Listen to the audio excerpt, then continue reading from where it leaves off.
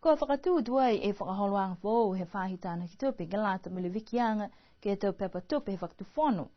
Ko hauhok mai ai toroua e pulotu ke langmatai ke tau whakaholoanga nei, taha halawa nei, koe tangata whakaako mai he kautaha enabling, ko lotu ria ne kua tālanga i tau whakaholoanga nei, ne whakahingo ai koe green tree. Koe taha pulotu whoki ne kua lahi e mga hohana he langmatai ke tau whahi, ke whakamaama e tau mena kua mitaki mo e tau puhaluk mai ke whakaonga i tau whakaholoanga penei.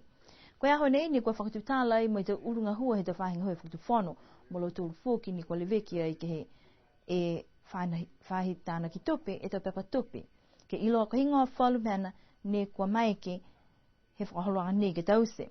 Lahi whoki e onoanuanga ki iloa mai he tau tangata ngahua mo i tau takitaki ngahua e tau puhala ni kua maike ke tause ke moa osi e tau matnumela kua hako mai manako e tau whahinga hoki ai ke mawhisi whoki e tau puhala tālang tau pepa kotaki ke tau pepa moa mo e whakamoal pia whoki ni mo e tau patanga tupe kua maike whakangahua mo e tau whakaholoanga he tau whahinga hua whakatwhono.